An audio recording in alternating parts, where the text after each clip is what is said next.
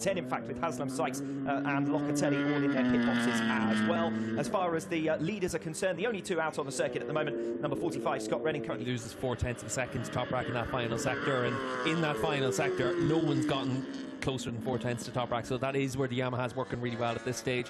Obviously, you expect it is no surprise that in a section of the track where you really need to brake on the angle, that the Yamaha's just got that bit of extra performance in some of the other bikes out there. So that is where the Yamaha's really strong. We've seen it so far around this track that in the middle sectors it has been a case of the Kawasaki's and the Ducatis having a little bit of an advantage, but that can all change now in the final 10 minutes of the session. Yeah, so it's not sort of a Ducati problem in that last sector, it's more about Top Rack and the way he works with his Yamaha. Yeah, everyone's going to have a bit of a Top Rack problem in that final sector, and you can see Furlow's making his way out of the pits. He's already put 11 laps under his belt, and that's good to see as well, considering the injuries that he's had over the course of the last few rounds. And hopefully for him it is a case of being back on form and back to closer to full fitness and being able to ride a little bit more uninhibited than he had been in recent rounds. Several riders though waiting a fair while before among them. You'd suggest that riders might perhaps have been expected to really put in as many laps as possible as far as track familiarisation was concerned. Well, I think that's why we saw some longer stints at the start of the session, riders going out doing 8 or 9 laps and then coming into the pits and making some changes to the bikes and then going out for these final 12 minutes. And you'd expect to see everyone stay out all the way through until the end of this session now. Yes, KRT leaving it late to return to the circuit, as we've been saying, but a couple of other riders also out onto track. Andrea Locatelli and Tati Mercado just completing their installation laps.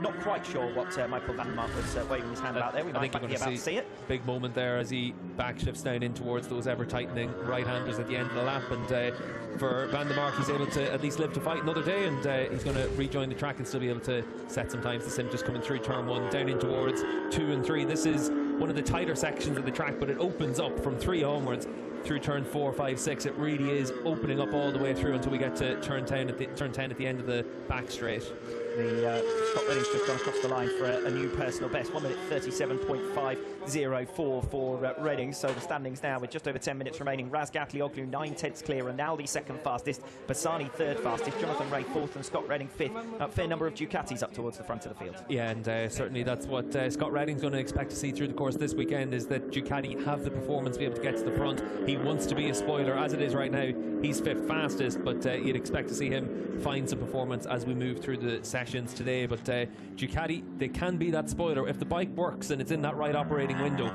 We've seen them so strong all the way through this season. This could be one of those tracks that really does suit it, and the reason for that is we're going to have really high track temperatures. We're at 63 degrees track temperature at this point, and it's only going to get hotter through the rest of the day. If you think back to the likes of Misano, when we had high track temperatures earlier in the season, that's when we saw the best from Michael Rubin Rinaldi. If you think back to when we saw some great performance from Bassani as well, that was with the high track temperatures. Yes, at what track temperature does the track temperature indicator start to break? Because if it's going to happen, it's going to be the up. It's already the temperature right up there. Well, I think the humidity meter is definitely broken, because it's only saying 58, and it certainly feels a lot more than that, than 58%. But it is hot and sticky and difficult conditions for everyone here in Indonesia. And speaking to a lot of challenges that they'll face this weekend, one of the big things is just getting your body to cool down after you've been out on track. That's why we're going to see the riders with their little paddling pools out the back of the garages, and they'll get straight into that once they finish a session. Bring down their body temperature, get themselves cool, and start the recovery process, because that's one of the big challenges that you have in World SBK. With 3 races in a weekend, it's really difficult for these riders. Very different challenge to what you have for the likes of MotoGP riders, where you've got, you know, Friday practice, physical train, manhandle the bike over the course of a 21-lap race, that you're going to need to have an awful lot of concentration to avoid making mistakes. And that's one of the big challenges for the riders. Physically, they can deal with that a lot because of how hard they train, and they're all prepared for that physically, but mentally as well, you can't afford to make mistakes. Well, the ones who will struggle with it the most inevitably will be the riders who've been out injured, the riders still recovering from injury. I know Chaz Davies was not fully fit by any stretch of the imagination when he went to Argentina last time out, and was struggling for race fitness as much as anything, having been off the bike clearly through that injury. He might be among the riders perhaps who will struggle. of Chaz's favourite tracks, one of the places he went really well, because traditionally his fitness has been a big advantage for him, and that is one of the areas where some riders in the past had a big advantage over others. Now pretty much everyone on the grid is super fit, and that advantage that you might have had, it does get minimised quite a bit. But if you just have that small 1% advantage, it can make the difference over the course of 3 races in the weekend. Yes, he's not shy of the mountain passes, is he? A little bit of cycling up in Andorra. Yeah, and you tend to see with all these riders, when you look at their social media, it's always in the middle of race weekends, or the gap between race weekends, they're training hard, they're all out cycling or hiking or running or one thing after the other. And I think here in Indonesia we've seen quite a few of them out swimming as well.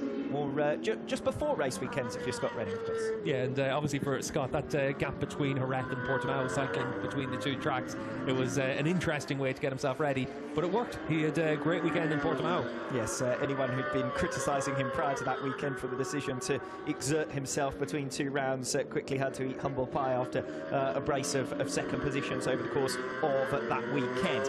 5 minutes to go, so we're into the final stretch now as far as hot laps are concerned. Top rank Raz Gabriel 36.260 at the moment, his top lap time. That's going to be second part.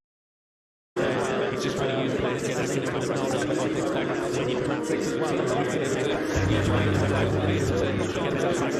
well.